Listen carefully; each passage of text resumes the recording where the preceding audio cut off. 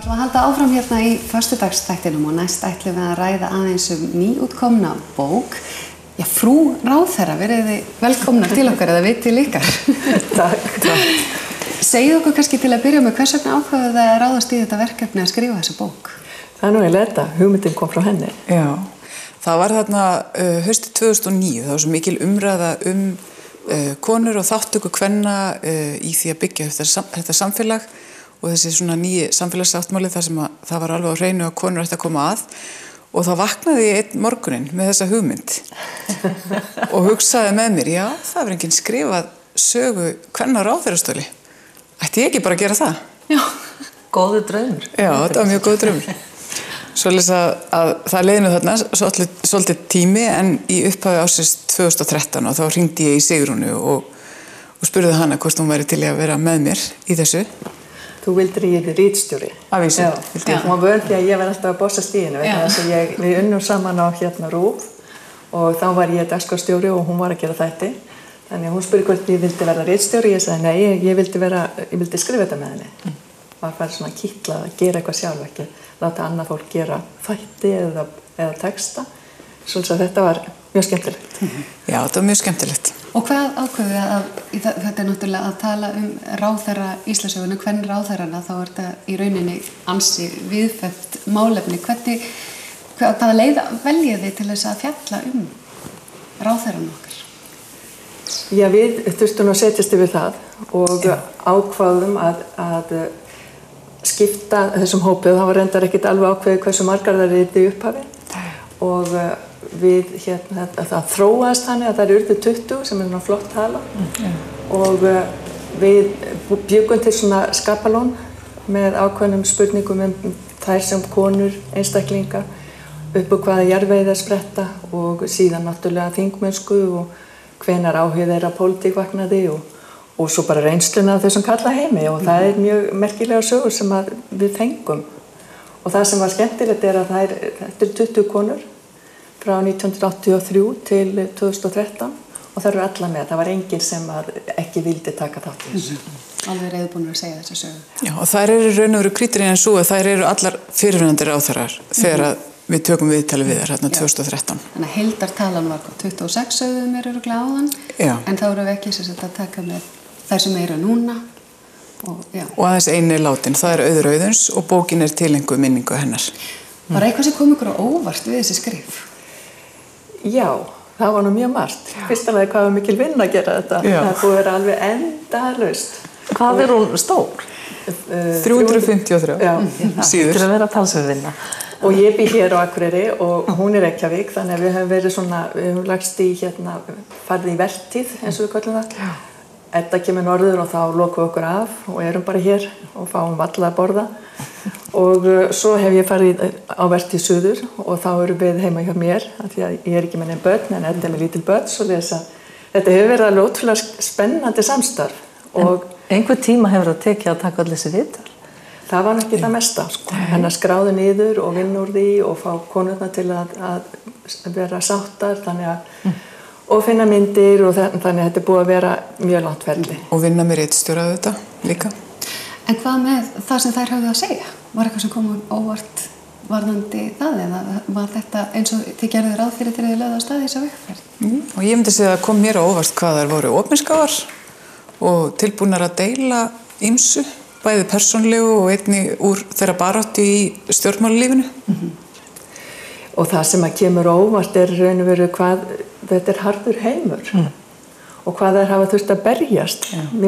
Og það er að því að hún er með tilvitnum í hana Ingibjörgu H. Bjarnason að því að hún að víja styttu af henni í dag. Hún var fyrsta konan á þing og mér svolítið gaman eða sorglegt að lesa hvað hún var að skrifa 1930. Hún segir fyrstu konurnar, brautryðjendurnir, verða auðvitað fyrir ýmsum hnjaski, aðeins vegna þess að þær eru konur. En slíkt má ekki setja fyrir sig. Þegar konum fjölgar á Alþingi Íslendinga hverfur það að ráðist sjá það sérstaklega af því að þær eru konur. Og mér fannst konurnar í þessari bók okkar lenda í hnjaski. eins og Ingibjörg orðar það. En eitthvað svona sameiginlegt sem þær eru að lýsa annað heldur en að hafa flestar orði fyrir hnjaski? Ég veit það eiginlega ekki. Sko það sem var áhugavert við mínar konur af þessum 10, við tókum 10 viðtöl hvor og af þessum 10 þá eru 4 sem missa mæður sínar ungar. Já. Og það virtist, það hafði alveg gífurlega áhrif á það og hvort að það hefur styrkt þær, ég veit það ekki en mér fannst það áhugavert. Já.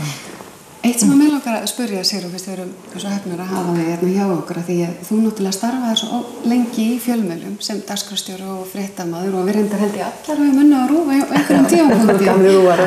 Já. En þú í rauninni að einhverju leyti upplifir sögu gerast í þessum heimi og örugglega sjálf upplifað ýmislegt í þessum heimi kalla veldisins á sínum tíma í fréttamennskunni. Hafði það Hver hefur þín upplifun verið á því? Mín upplifun var það að ég gengin í Kallaheim og fannst það mjög erfitt. Það var að gera grínamanni af því að ég var með oft öðruvísi nálgunarmál og mér fannst aðri hlutiskiptamáli. Ég fór til dæmis að fjalla leikskólamál, það þóttunum kvöldanum ekki merkilegt. Og það var bara alls ekki frétt, sko.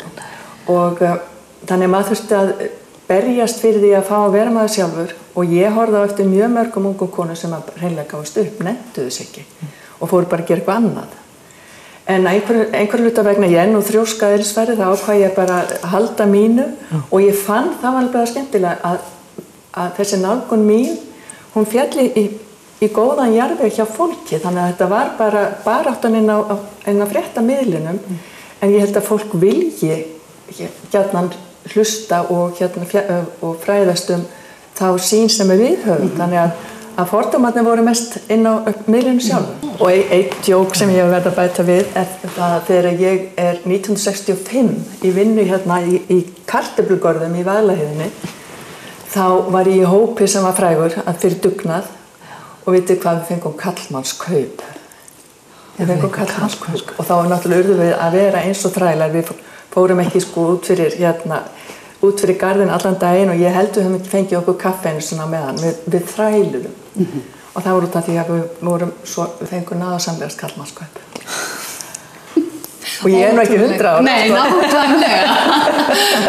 Við höfum örugglega allar upplifað einhverjar hliðar á þessu málum og ná núna svona lokum það hlýtur að vera yndislegt að ná að skrifa þessa sögu núna og eiga þessa sögu því að áður en hún hverfur bara frá okkur. Hljóta að vera svolítið stolt tilfinning núna að gefa bókin út. Já, bara mjög mikill heiður að fá að skrásetja þessa sögu og þetta er svona okkar framlag til kvennasögunar, má segja. Það er bara einn galla á þessu. Nú er sameiginlegt verkefni okkar búið og ég mun sakna þenni alveg óskaplega þannig að við verðum bara að finna okkur annað verkefni. Við setjum eitthvað á prjónana en áður en að við sleppum okkur þá langar mig sérstaklega til að óska ykkur til hamingju með nýju störfin. Hér eru 2 framkvæmdastjórar á miðli þannig að mér finnst þetta vera merkileg tímamót. Já, til hamingju. Og bara líka stórt skref í sögu fjölmiðla á Íslandi. Bara innilega til hamingju. Takk fyrir. Við erum nú bara dálítið ánægð með það. Já, við erum bara mjög glaðar með það. Ekki við séu margar konur sem hafa prófað að stýra einu sjónvarpsstöð. Nei. Það er alltaf gaman að vera með í að múra. En við ætlum að vinda okkur yfir í rauninni myndband sem er búið að vinna hjá okkur sem að snýra því að horfa aðeins til fyrirmyndana okkar og við skulum bara skipta yfir á það.